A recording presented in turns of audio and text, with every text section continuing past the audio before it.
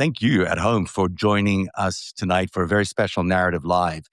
What we're going to do is show you some of the incredible video that we and many others have independently been finding in the Epstein files.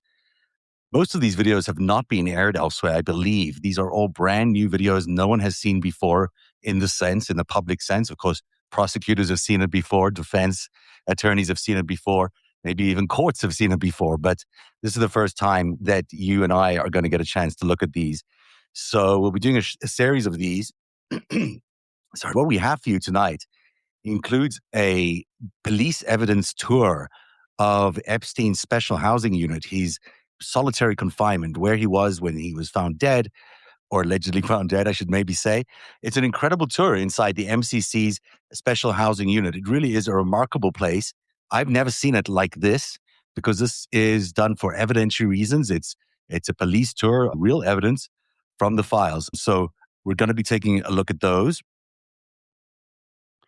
We're also going to be taking a listen to some of the deposition of Alfredo Rodriguez, who you might remember is the servant, I guess, house person who worked at the Palm Beach mansion of Jeffrey Epstein. At one point, he was trying to sell a black book, which apparently contained all this, what he called the holy grail of everything inside the Epstein universe. We'll listen to some of his deposition. We'll also we'll play you some tape from Ghislaine Maxwell's 2016 deposition, in which she talks about what she saw happen in the Epstein home in Palm Beach. She gets asked very directly about whether she witnessed any underage girls. We'll give you her answer. You'll see it in her own words. And that is all coming up later on tonight. Plus, there's some video I just don't even know what to make of it. I'm just going to show it and we can discuss it amongst ourselves, and you guys can truly opine as much as I am about what we're seeing, because it's all fascinating stuff. For those of you who've been tracking the Epstein world as closely as I have, it has been quite the few weeks we've seen. I mean, I think you'll all agree that everything that's happened with Prince Andrew, then with Leslie Wexner's extraordinary deposition. Today, we saw Lord Mandelson being arrested for crimes related to the Epstein file. These are not, as I said earlier on today, not coincidental. These things are happening, I believe, with the full blessing of the Crown and at the insistence of Prince William, who does not want to take over the throne with any of this baggage lying around in the Crown anywhere at all. So he is doing his job, I think, and responsible job of convincing the king to take the right steps and let this happen as it would for any individual who's not connected to the royal family or to the aristocracy in Britain. But that means what we're seeing is an actual rupture in the way the world has worked for hundreds of years. You know, royal families have for the longest time operated along with their aristocracies in a sort of an untouchable universe. And what happened with the arrest of Andrew, even if it was only for a few hours, was we saw a rupture in the way that has previously been done. Up until then, anyone associated with the Queen, certainly her royal family, was, above the law, could literally break any law they wanted. Now, specifically, it's the Queen or the head of state, so the king in this case, could break the law with impunity, but they can also offer to keep their family safe at any one of their castles, and none of the authorities can actually go and arrest anybody while they're in the home of the Queen or the king, as it were. It sounds like really, an old-fashioned way of thinking of the world, but it is old-fashioned. That's exactly where it came from. That is why it's so stunning that what we had the other day was this extraordinary arrest, this change of 400 years of history. And what that tells me is that there is a rupture of massive proportions that is happening in the way the world has previously worked. And it's largely due to the pushing and insistence of people like you who sit at home and who are asking the right questions all the time, asking the questions about why are some people getting away with these hideous crimes for decades. And now, of course, potentially including the President of the United States. And all that pestering and insistence and persistence, call it what you will, has finally got us to a point where these questions are being asked. And these questions are being heard by the son and the heir to the throne of King Charles. And I think that is a significant thing. What you're seeing is, I believe, Catherine and William really trying to pave a new era for the royal family that is going to, dispense with all the dark criminal adjacent, if you will, crimes of many, many years of the previous incarnations of the royal family. That's what I think is happening. Why does Charles need to step down? Is someone who's asking. I don't think he needs to step down, but he might. He's 77. He doesn't be there forever. Um, but he does definitely want to clean up the crown. And certainly this is his brother involved in this, and it's his mother who oversaw a lot of the stuff. So there's a lot of cleaning up that needs to be done. And I don't blame William or Catherine for saying, Dad, you got to fix this. Because if you don't, we'll all be stuck with this for centuries to come. That is the background in which we are witnessing all this evidence pour out. That is the background that we're seeing Andrew being arrested. That is the background that we're seeing Lord Mandelson being arrested. And there will be many more. We've seen in the United States already a number of heads have fallen in the recent weeks. Kathy Rum of Goldman Sachs. We've seen other lawyers, Peter Attia today of CBS News. But there are certainly many, many others that need to fall. And those names have so far been protected by the institutions, by the DOJ, by the very institutions that are meant to be investigating the stuff. So when we think about Howard Lutnick and we think about Jess Staley, for example, or even Jamie Dimon at JP Morgan, you have to wonder why those investigations had never really started. Mary Erdoes comes to mind. There are just so many, and it's these are not necessarily all people who were involved in pedophilia, but they were involved in keeping this criminal network financed and alive and funded to do a lot of the things that it did, which included the destruction of the American economy in 2008, which I've been covering in The Greatest Heist. All right, that's a lot of me talking. Let me show you some videos. Oh yeah, Linda Rothschild is of course another big name. So I did something I never thought I'd ever do, is frankly write the story about the Rothschilds, because as long as I've grown up, everyone's told me that every time you mentioned the Rothschilds' name, you were basically perpetuating anti-Semitism. I'm a Jewish person, and I don't want to perpetuate anti-Semitism. And I have resisted the idea that, that there is a family, a network of Jewish families that control the world, because I've not seen any evidence to that effect. And I still don't see evidence to that effect. But I do see a lot of evidence tying the Rothschild family to Jeffrey Epstein and to Jeffrey Epstein's universe. That is also how the crown fits in. That is also how the queen fits in, because the Rothschilds were the bankers to the queen. So when I'm reporting about the Rothschilds, I'm not talking about an anti-Semitic conspiracy, as many people might like to position it. I'm just talking about what I see as the actual facts of this banking family with roots around the world, with enormous power and influence. Their ties to Jeffrey Epstein, because they absolutely have a maybe 3 or 4 decade history. We learned from Leslie Wexner the other day that the Rothschilds had hired Jeffrey Epstein as early as in the mid-1980s. And they were still working he was still working for them in 2016 when he died. Sorry, 2000 and what are my dates? It was screwed up. 2019 when he died. So there is a tremendous amount of history here linking Epstein to the Rothschild family. That is significant because the Rothschilds also happen to show up in Peter Thiel's universe. They also happen to show up in Andrew's universe because of the relationship with the Queen. Plus, they're involved in a whole bunch of other, called it covert stuff like arms trading and other things that involve Jeffrey Epstein. So it's a huge, huge thing to be saying these things, but I'm reporting just the facts that I found. And of course, the biggest, most incredible fact is that Ariane Rothschild is the most recognized communicator to Jeffrey Epstein. She emailed Jeffrey Epstein almost every other day. Now, that is more than anybody else. There's also people are saying and I should be more prepared for my Rothschild's names, but there's Linda Rothschild, who also introduced Andrew to Jeffrey Epstein and also was involved with the Clintons. Absolutely, all of it is true. And by the way, this week that's coming up is going to be a lot about Bill Clinton and the Clintons, because they're finally going to give their deposition. And I want everyone to please pay attention to what's going to be said there. It is critical, I think, to the future of the American republic. What Bill Clinton decides to do, he's either going to speak the truth and liberate us all from this horrible nightmare that we've been in, or he's going to try to cover up for himself. It'll be interesting to see what he decides to do. But there is a lot of interesting information regarding the Clintons and Epstein's role in that.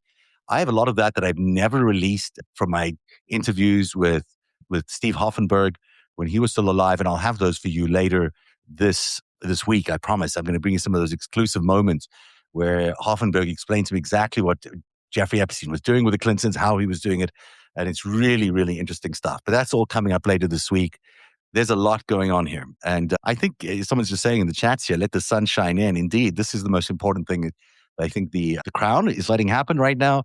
And then everyone is finally going to have to accept that it's time to clean house. It's time for the corrupt forces that have completely gutted our world in the last 50 years for their own enrichment. The corruption has been widespread, has cost America $80 trillion or more. It's time for that to be cleaned up.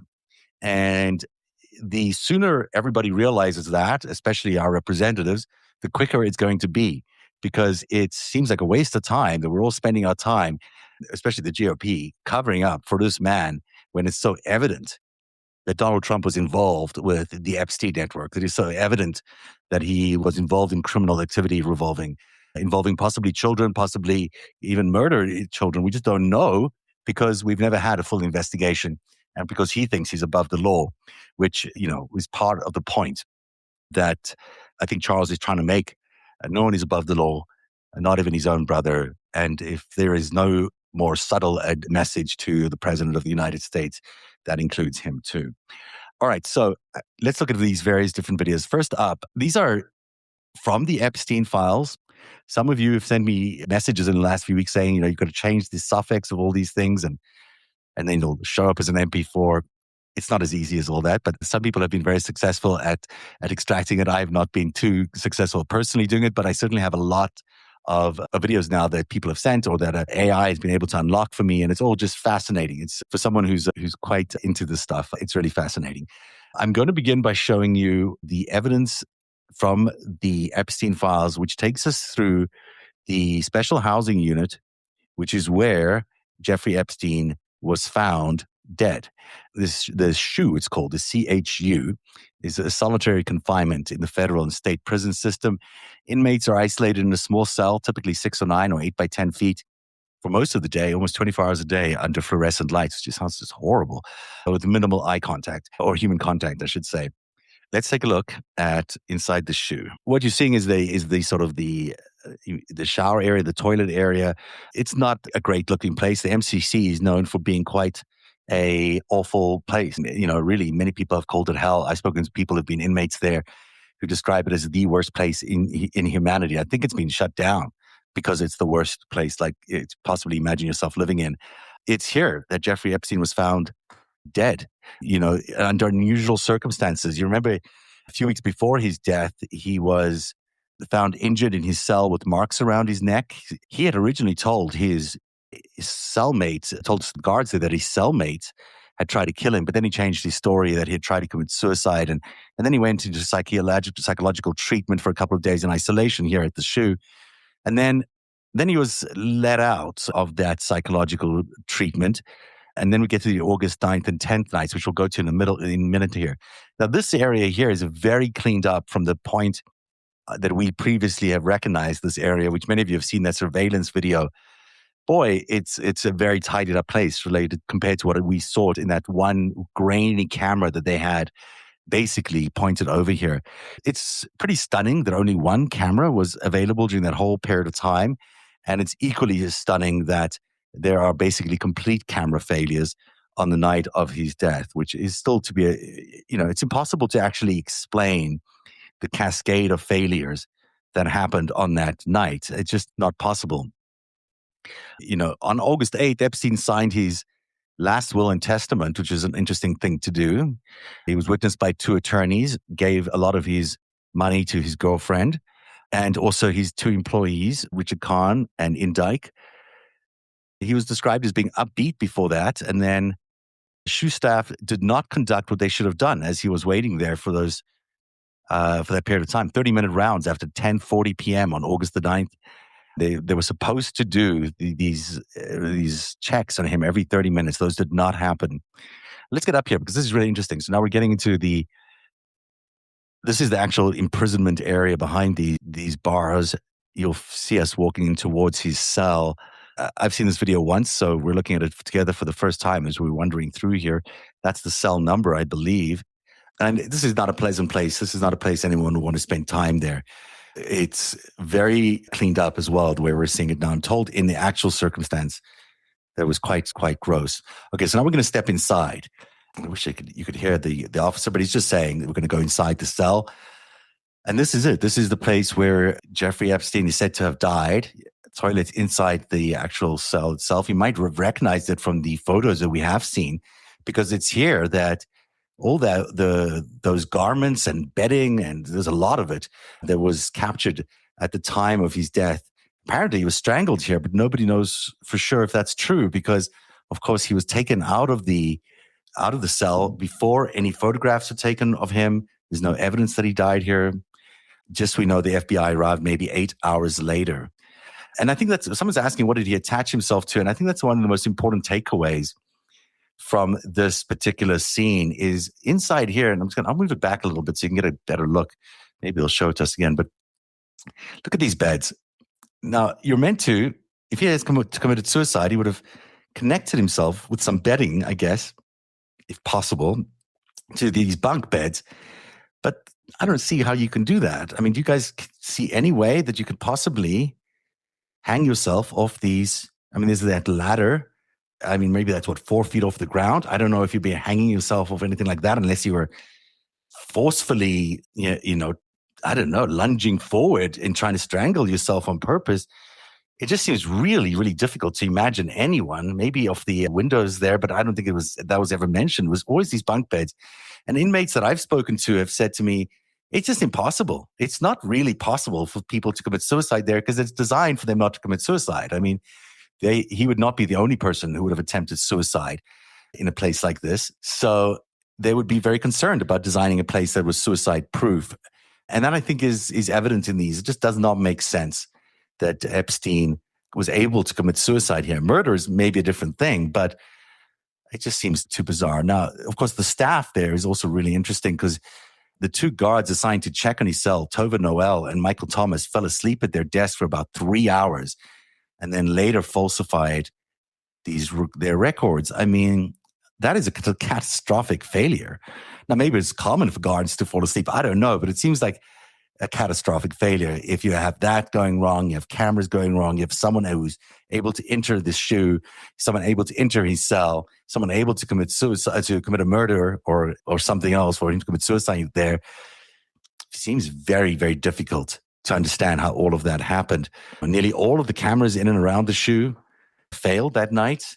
It's pretty stunning that this is what, in fact, we're looking at here. It was 6:39 a.m. on August the 10th, and I remember that morning really well when Epstein was found hanged in his cell. I think by 8 o'clock, we already knew that morning. There were excess prison blankets, linens, and clothing, obviously, in the cell that we've mentioned. That's the cell you're seeing right now. They were used to create some sort of noose, but it's truly unclear whether there was really a noose or not, and what created that noose. And then he was pronounced dead at New York Presbyterian Lower Manhattan Hospital at 7:36 a.m. There are two schools of thought here. There's two pathologists who were hired, one by the family of Jeffrey Epstein, one by the state.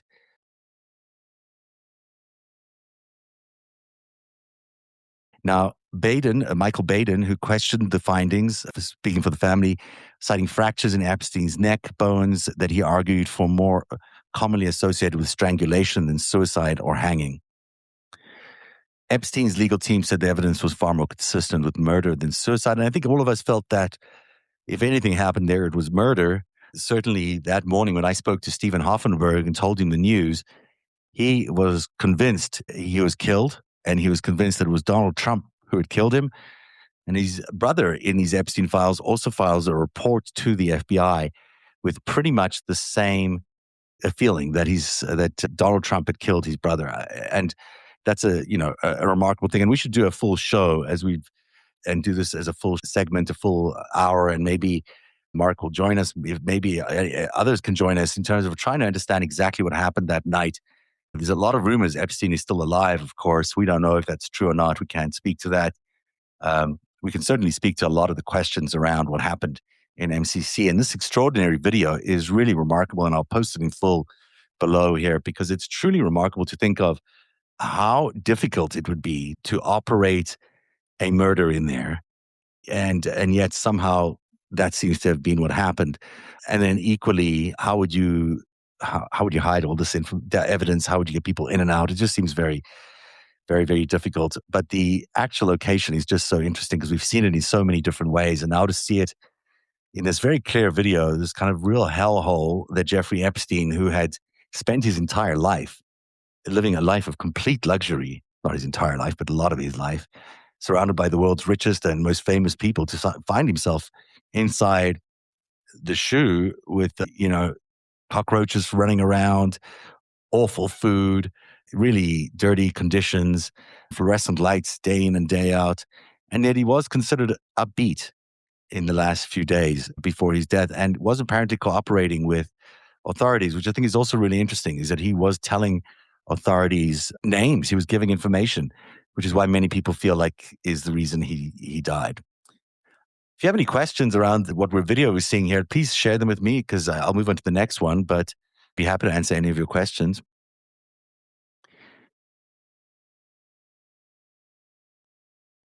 Were there other prisoners in that area? I'm not aware that there were other prisoners in that area. The video, Patricia Turcotte says, the video comes from the Epstein files. So this is embedded inside the Epstein files, not necessarily evident for everyone to see. You've got to find them, dig them, and change the prefix or the suffix. And then, I had to analyze it and reformat it and do a whole bunch of things to get it to play out the way it has. But this may be the first time you're seeing it. This is video of inside MCC where Jeffrey Epstein was found dead. And we're seeing this video for the first time. And it comes from the Epstein files. This is an actual DOJ document. So fascinating, isn't it? I mean, it's truly, you might just think, hey, it's just another place, just another prison. But knowing how many times we've seen that layout from the security cameras, and we've read so much about this place, to be able to actually take you inside and show you what it looks like is very, very helpful to me as a journalist who's been investigating this story. And to everybody who I think has been trying to piece all these these pieces together, it's very difficult at the end of the day to make sense of all of this because so much of the logic doesn't hold up. Like, it doesn't make sense that he committed suicide in there. It just doesn't look like you could commit suicide in there. So if he didn't commit suicide, what happened to him? Was he murdered? How did a killer get inside? Is that even feasible? Or was this some elaborate escape? And if it was, where is he? Those are big questions. There were no cellmates when he died. I don't believe so. I don't believe that there were. In the initial suicide attempt, he had a cellmate. In fact, one of the things they do under suicide watch is they always give you a cellmate because it's safer if you have a cellmate. You're not going to commit suicide. So they took him off suicide watch, I think the day before or 2 days before, and then they left him back in there. So it's a lot of questions as to how that happened, and we don't know the answer to any of those things yet. But we will certainly look for those answers and continue to investigate that. So that's one piece of new video that we found. Now, the next one is Ghislaine's deposition. Now, I'm not sure you're going to be able to hear it. And if not, we'll just play this another time. Let me see if I can find it here. So in 2016, they started investigating a new set of crimes against Jeffrey Epstein. And I guess they deposed Ghislaine Maxwell then. Let me just find the video. And I'm sorry to be a little distracted while we do that. There is a lot of video clips here. And I'm only showing you the ones that really are firstly completely non-sexual in nature, because I want you to just use it as a testimony. And I'm not really in it for any of that other stuff. But this is Ghislaine's deposition. Now, you may not be able to hear the sound. So I'm going to play it a little bit and you tell me if you can hear the sound. And then if you do, great. If not, we will have to play it for you another time on a different system that we have.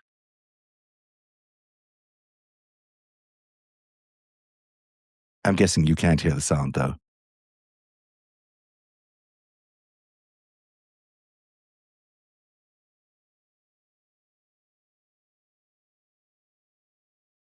Can you hear it? Yeah. Okay. So there's no sound. It's unfortunate. I thought Substack had this sound feature, but I guess they haven't introduced it yet. But they will, and we will play it for you next time, or we'll do a separate show, or maybe tomorrow on the 5 Stack. I'll put it up for you. Sorry about that. It's good stuff, and you will see it. I promise. I promise. No, I've gone. What happened to me? Okay. Hi. I'm always playing with new technology. I am the geekiest guy you've ever met. I'm the guy who worked at the video club at your school, who's always like staring at videos and running around with cameras. And for all of that, I still don't know how to work anything. And I should, but it just always work. There you go. I'm back now, right? Good. Okay. So I'll put that in the show tomorrow, on the five stack tomorrow. I think it's just really interesting to see her point of view. Someone, Rick, saying she looks absolutely pissed. She is very pissed in this deposition. And she's very angry in every deposition I've seen her. The latest ones where she's sort of providing cover for the president of the United States, then she sounds at least a little bit more, less antagonistic. But she certainly has never, ever expressed any remorse or anything else in any way as to what happened to the victims or what she did or anything like that. Seeing how we can't play any audio and the rest of these are audio based, I'm going to just show you a compilation of really strange photos and videos that I believe are related to Jean-Luc Brunel. I can't speak to what they're doing here. I'm just going to let you see these and read your comments as you share them with us. If it plays, here we go. All right, this is, the wild and wacky world of Jeffrey Epstein. And I don't know who this guy is. Do any of you recognize who this is? It's Jeffrey Epstein. This, I think, is taking place at their island. And why I say Jean-Luc Brunel is because I think that he appears in a lot of these photographs. This is the helicopter that he bought. It looks like Bill Barr, doesn't it? But it isn't. I don't think. Maybe it is Bill Barr. I don't know. This is that moment where Mandelson is that's the Lord Mandelson right there getting a birthday cake. I don't know if Jeffrey's birthday or Mandelson's birthday, but that's a very big birthday cake. I think it's back up in the helicopter. It could be their private plane. It's all very tacky, but it's just the way they do things. That, I think, is Brunel, if I'm not mistaken. And they do certainly have the most, elaborate life. It's really a lovely life they led with there's Branson, Richard Branson. This is on Branson's island, if I'm not mistaken. I'm not sure who that is. Feel free to share names. These are the first time I've seen these. I don't know who this is either. So it's interesting that they were at Branson's place because, well, just because. It's just interesting. Branson's been labeled a pedo for years, says someone. I don't know that for sure, but he certainly has a sex-based reputation. The whole Virgin Airlines sort of makes sense of it. This is back at their island because I recognize that outdoor space. That's the Sultan, if I'm not mistaken, the famous Sultan who also recently lost his job as the head of one of the world's big shipping and port companies. He had to resign, multi-billionaire, but obviously compromised by the president, by Epstein, and also had these horrific torture videos were reported. I don't know who this really handsome guy is, this muscular guy is, but I'm sure there's a reason he's there. Do I know when these pictures are taken? You can see the numbers on the DOJ files at the bottom right there. So it's EFTA. You can look at all these up. 0003575 and 7 on all wins. So you can find these yourself. I'm not sure of the years, but I was really just intrigued by seeing them because it's a whole different world when you're living in luxury like this. Jean-Luc Brunel, of course, died in a jail cell as well. Also was about to help prosecutors with the investigation into Jeffrey Epstein when he died. So it always seems to be the same story, the same kind of story over and over again. Now, Brunel and Epstein, for that matter, sometimes thought of as being gay. I don't know. I don't know for sure. And it's hard to tell. Certainly, Epstein had affairs with women. Some people say he also had affairs with men. This is a shooting range. I think this is am I mistaken? This is in New Mexico. Maybe it's not, but I'm not sure. The Zorro Ranch, of course, is in New Mexico where they are going to have an investigation in the next few days, which is going to start in the next few days. I don't know when they'll finally get to it, but how important is it that we get into the matter there and find out what happened at Zorro Ranch? Because that really was some of the most strange and bizarre events where it took place there. This, to me, if I'm not mistaken, looks like Cronkite. But am I right or am I wrong? I could be wrong. You tell me if you guys think this is. It's not Cronkite. Maybe it looks like. Am I right? Is it Cronkite? I don't know. That is, it is. Yeah. I think of him as just as when I worked at CBS News. I mean, this was that place lived and breathed. I thought the ethics of this man, and here he is with Jeffrey Epstein, although he would not have known necessarily what was going on. Look at that fancy sports car. There he is wearing is that a police department? New police department jacket or something? Let me take a look at that. That's interesting. You can't see the label there, but it's interesting. All right, we'll keep playing. This must be, I think we are looking at pictures of New Mexico. It just looks like them. People are asking, what Cronkite, I mean, Cronkite was known to have been there, so I don't know what the background was, and I'm not sure, whether Cronkite would have been involved in anything. I have a lot of time for him, of course, and, I have just, I can't think of him in that way, but I can't think of any of these people in that way. And, but for all I know, he was a very, fairly decent guy. I would never imagine him involved in anything like that. But of course, a lot of people were just being brought down there to compromise them. They weren't there for knowingly to do what they were doing. They might have just been compromised accidentally, or they might not have been compromised at all. Are you at all unknowledgeable about MK Ultra? Are you all putting the pieces together regarding the scientists, techno-fascists, etc.? That is a very interesting thing. For those people who don't know, MK Ultra is this scientific experiments that were done on people to sort of control their minds using psychedelic chemicals and all sorts of other things. They were very, I think, done by the CIA, amongst others. Was he connected to those? Who knows? He was connected to a lot of things that happened inside the CIA. I don't think the CIA has come clean yet on everything Jeffrey Epstein did for them, nor has Leslie Wexner. And, there's questions that are still out today about how this all connects to the Iran-Contra affair, Southern Air, which was a transport air company that was based out of Ohio, ran drugs. Those are all questions we need to know the answers to. Is this part of MK Ultra? I don't know if Epstein is part of MK Ultra. The CIA is involved in many things. Is Wexner potentially involved in drug running into North America? Probably. Arms deals back and forth? Probably, possibly. I don't know. It says I'm on 2 live feeds. I don't know how I'm on 2 live feeds, but if I'm on both, great. If I'm on one, great. I don't know. If I'm on none, then that's an issue because I'm obviously losing my mind and talking to myself. So I don't know the answers to your question around MK Ultra. I think there's a lot of questions that need to be answered around that. And I think the CIA is doing a disservice by not sharing all that, but they may have their reasons. They probably do have their reasons for not sharing. I'm curious, there's something you alluded to a while ago. You were almost homeless because someone came after you. I mean, there was a time after I revealed that Jeffrey Epstein was a spy for the Israelis. It was an asset for the Israelis, which I did in 2019. I also revealed the story of the whole blackmail operation, the Compromat factory, as I called it then. I reported as well on something called Carbon, which was a Israeli intelligence front that was backed by Peter Thiel and Jeffrey Epstein. It became a very difficult time for me. They ran a few operations against me to discredit me, discredit my reporting. And during that time, people who I used to speak to on a regular basis just wouldn't answer my phone call, wouldn't come on my show, wouldn't deal with me. Rumors were being spread about me left, right, and center. Lost all my advertising contracts. Was isolated in many, many ways. In other ways, they also try to, have people who were trying to recruit me, for lack of a better term, work around me. They had my story in a deal with CNN that I had. It was turned out to be a catch and kill kind of thing.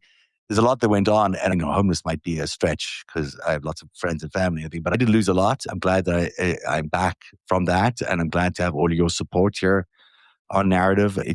Without your support, there's no ways I could have been reporting these last 2 years. I literally ran out of money to keep doing it. And the story, I think, may have died along with no money, no funding. I don't think we would have been able to tell the story. And I don't think anyone else was picking this part of the story up, the part about the financial crimes and the more detailed network and the espionage network that I was revealing. So I'm very thankful to everybody who's here, and that's why we put so much hours into everything, because it's without you and your support, this does not happen. And this goes for paid subscribers and non-paid subscribers. It's just great that you're here supporting this and sharing it and reaching out to people to support the Epstein survivors and to your congressmen and to your senators, because if we don't, this is the last opportunity, I believe, to save this democracy. I really do. I think this is the only chance we have of saving this democracy because Donald Trump believes that he can get away with murder, as he told people he could shoot someone on Fifth Avenue and get away with it. And for a while, that was true for him. It seems like he's gotten away with crime after crime after crime over decades.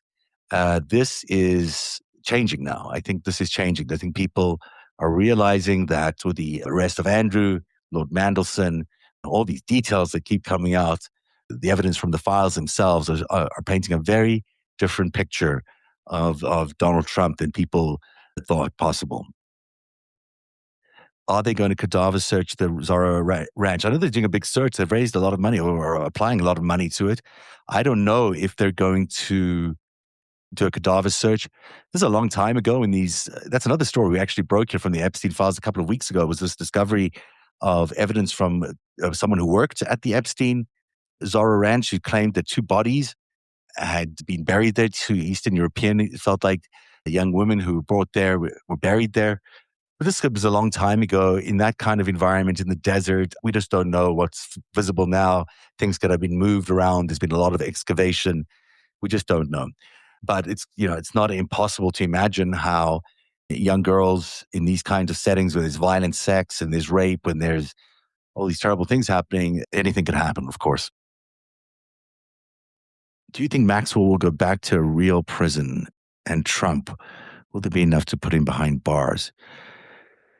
Christina, I don't know if Donald Trump will land up being behind bars, but he really should be. I don't think there's anyone who can see the evidence that we've all seen from Jan 6 to the Mar-a-Lago files to the Epstein files to everything we've known he's been involved in all his life.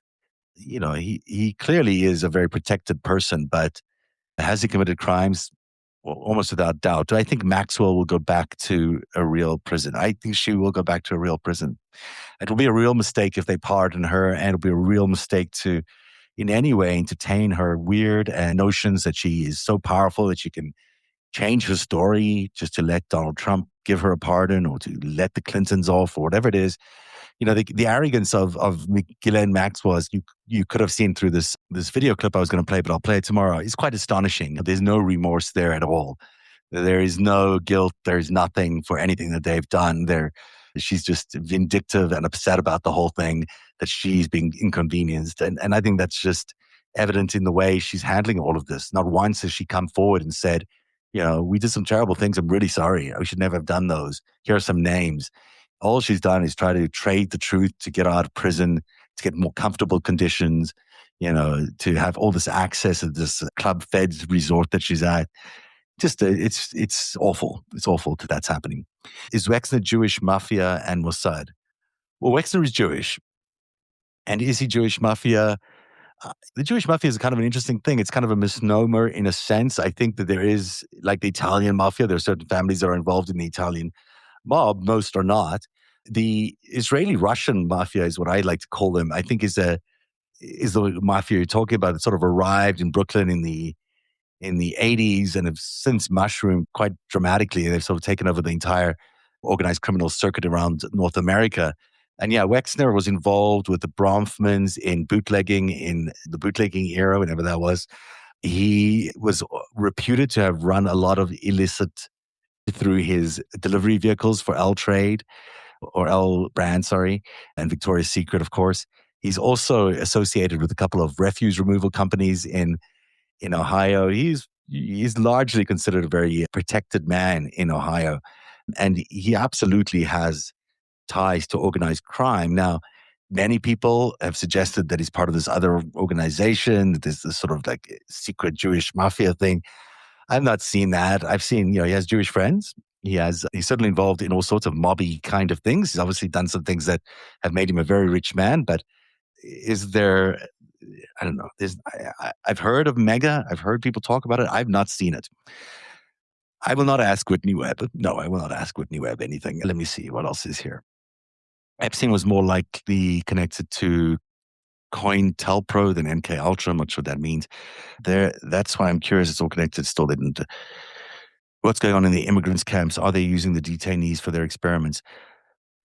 I don't know if there's any experiments. I do know that there's a lot of money to be made out of imprisoning people and hoarding them and boarding them and moving them. And there's just a lot of money involved in these prison structures, in feeding people. It's a business. And, the more people you can feed into the business, the better the business does, which is why they're on such a huge ramp up to get as many of people inside those concentration, I don't know, warehouses as they can. It's a terrible, terrible state of affairs. America should, of course, not be doing that. There's lots of comments here. I really appreciate all your support. Thank you. I didn't realize I was so far behind on all these questions. Thank you. I appreciate you so much. And I appreciate everything you're saying.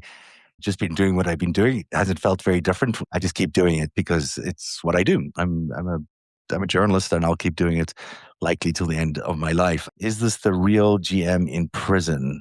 I think it's Glenn in prison. Sorry, so many questions here, just trying to figure out. We definitely need to firm up laws such that the wealthy won't get away with only fines anymore. I mean, certainly in 2008, when the 2008 crash happened, that everyone got away with it. There's a huge, huge amount of crime that led up to 2008. People were defrauded left, right, and center. The market was crashed. No one paid the price for that. All the money was stolen, was taken offshore by sovereign funds. It's terrible what happened in 2008. And compared to earlier times when we had laws where people were prosecuted, in this case, they were not prosecuted. And that's the least of what we can look for is some sort of financial monitoring that does not allow banks and white-collar criminals to get away with this large-scale theft of the American economy, which we've seen time and time again. If you're wondering why your life is not as successful as it might have been, or as your parents' life was, it's entirely related to the fact that all this money's been stolen from America, that $80 trillion has been drained from the American treasury over the last 50 years. That's money that would have gone to making your kids smarter, making your kids' education better, giving them vocations, giving them industry to grow into, giving them healthcare, giving them all sorts of futures that have never been expended to them or given to them. So if there isn't a residual anger again amongst any American about what's been happening to America since the 1980s with these series of booms and busts that have been orchestrated by the same network that is involving Donald Trump and Jeffrey Epstein. You have to read The Greatest Heist to know all about that. Then everyone should be mad as hell because everyone was a victim here. And especially the people who support him the most, they were the biggest victims of his crimes. The people who are uneducated, who are maybe on the periphery, the people who are, not college educated in red states were probably amongst the biggest victims of the Donald Trump and Jeffrey Epstein's kind of crimes. What else is going on here? People are reporting sexual assault in ICE camps. Yeah, I mean, it's from day one, this has been a concern. And these masked men in American cities wandering around with impunity is ridiculous too. That's a cover story for so many people to commit crimes, and it's just completely unnecessary. Did Mark Epstein not see his brother's body? No. Did Mark Epstein ever get a death certificate? I believe the answer is no. He never got a death certificate because I don't know if there is one. There's a big questions that need to be asked and answered in the next while, but amongst many, many, many other questions. The end game of the billionaires. Well, here's what, in 2015, there was the equivalent of an earthquake amongst the very, very, very wealthy people. Under President Obama and Robert Mueller's attempt to end transnational organized criminal activity, they somehow allowed for the Panama Papers and then the following year, the Paradise Papers to be released.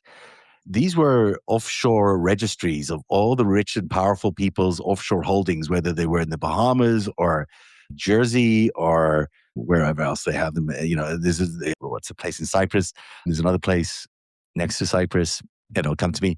That was significant. If you can imagine all the richest families in the world have had billions and billions of dollars stocked away in secret holding facilities in these small, unmonitored offshore holding tax havens where they've never had to pay taxes.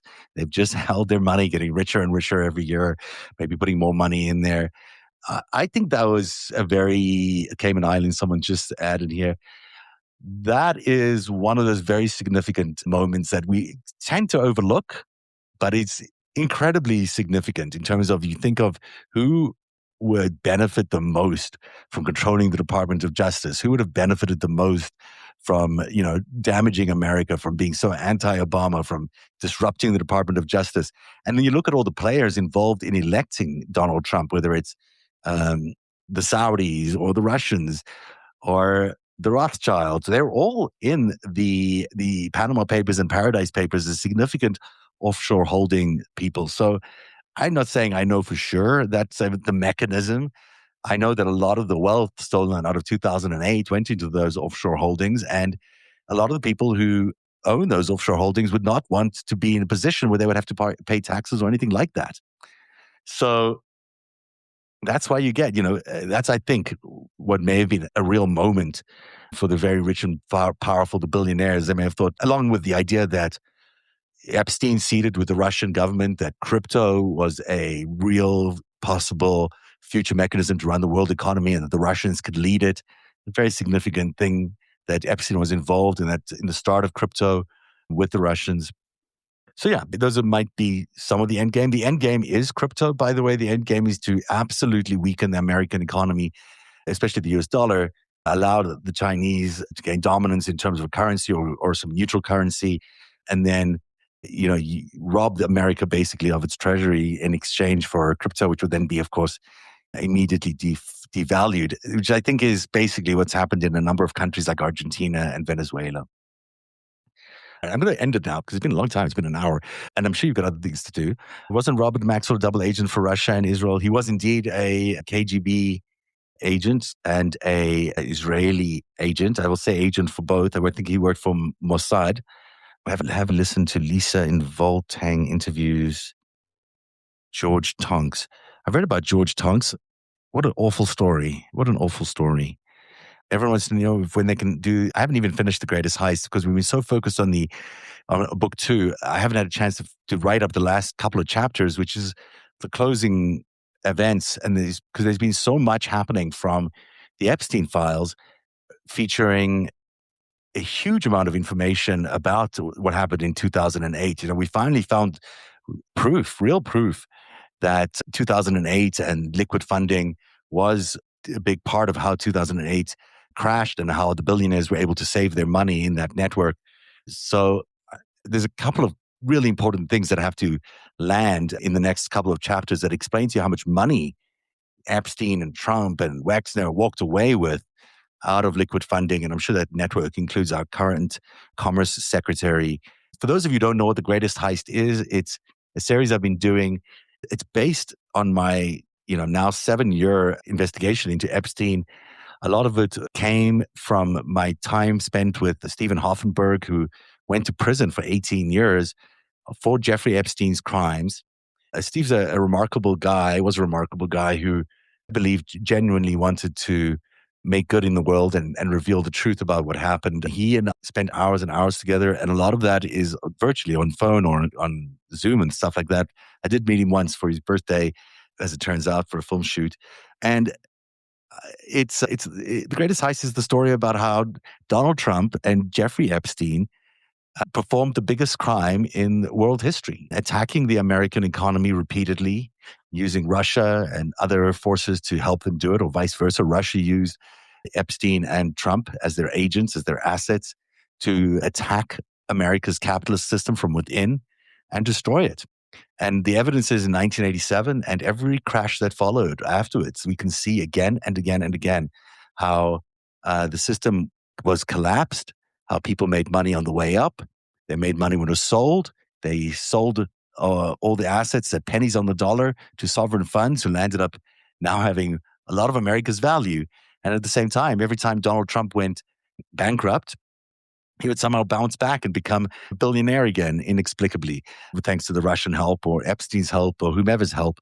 His whole game was to do something called control fraud, which is about, running a company into the ground with massive debts and mortgage-backed securities in order to personally reap the benefits. That's the kind of guy who's in charge of this country right now. And he's probably doing the same thing to America that he's done to his businesses in the past. You can find The Greatest Heist Book 1, which deals with Russia and how the Iran-Contra affair was at the base of all of this. It explores the connections to Khashoggi and Robert Maxwell and Jeffrey Epstein and Donald Trump, how they all sort of we're part of the same network, not sort of, we're part of the same network. They're all reported to the Russians and as part of the Russian strategy to destroy capitalism. And then book two looks specifically at 2008 and the build up to 2008 because there's just so much fascinating there. There are two more books, believe it or not, which I hope to write one day. Book three is about 9/11 and the circumstances around that. And then there's the current book we're in right now, which is sort of telling right now, is the cryptocurrency scam that they're trying to pull on the world. And that is happening right now. Why won't I publish this as a book? I don't know. You would think a book publisher would be interested in some of the stuff that I've been doing for the last 7 years. But not surprising to me, they're not interested in publishing this kind of work. In fact, they have such a hold over the publishing industry and the broadcast sector and traditional media that thank God for a Substack, or this would never really be out there. The only way to get the stuff out is for me to be doing it here on Substack. Otherwise, it would be buried. And so I don't know. I think it's a good book. I mean, I may need some work on the book itself, but I would love someone to publish it. A Canadian book publisher, anybody. I've spoken to many people. I'm known to many of them. I'm surprised they aren't interested in a book like this. And if you are, let me know. And yes, I will self-publish as soon as I finish it and as soon as I've gotten through a few other things I'm trying to get done right now. But yeah, there's a lot of work that still needs to be done on it. But if you know anyone in the publishing world or anything like that, ask them the question why this is not being published, because it seems to me it's quite interesting. All right. So what else is there? That's it. Okay. I'm going to stop right there. Thank you very much for being here. This is not quite what I was expecting tonight. I was going to play back all those video tapes, but great to have this back and forth and communication with all of you. And, I'll just say it again, without you guys, the story does not even begin to air anywhere. It's because of the support you've given me and the retweets and the posts and the work you've been doing to sharing this information to people is just phenomenal. And thank you so much for being a paid subscriber or a regular subscriber or just checking in every once in a while. I think it makes a huge difference that the story actually gets out. And so far, the Epstein files has not shown anything I've reported to be wrong. In fact, exactly the opposite. The Epstein files keeps repeating and validating all that research. There's nothing in there that isn't consistent with what we've seen in the Epstein files. I think what we're seeing, just to go back to where we started in the top of the show, is a real rupture in the way the world has been and the way the world will be. And if you're going to be praising anybody in the next few months, years, for if this all comes to the way I think it will develop, it's really Prince William and Princess Kate who are doing this behind the scenes in a very, very interesting way. I think that's my perception of what's going on. I think that there's a clearing of the house before the next generation of royals takes over, and I think that is what we're seeing play out. That's why Andrew landed up in prison, the first royal member of the family in 400 years. It's why Lord Mandelson is now being arrested. It sends a chilling signal to everybody in Washington, D.C. and everybody involved in that network. If Donald Trump tonight is not terrified that Andrew went to prison, I mean, he should be, because no one is above the law, And as the king said the other day, King Charles said that, we must let the law take its course. Donald Trump thinks that it doesn't have to take its course with him.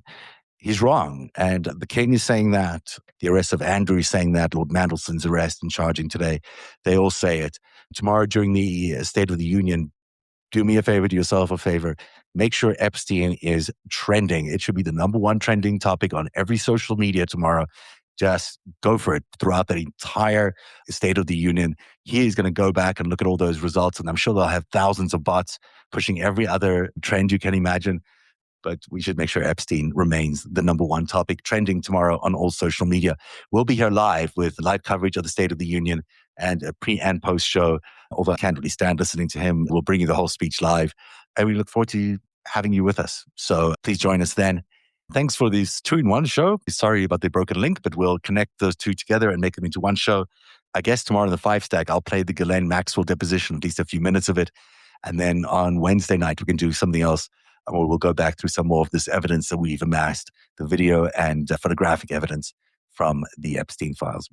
It's 8:36 here in the East. Thanks for being on Narativ tonight. Thank you for being here. Really love having you on. And we shall see you all again soon. Have a great night.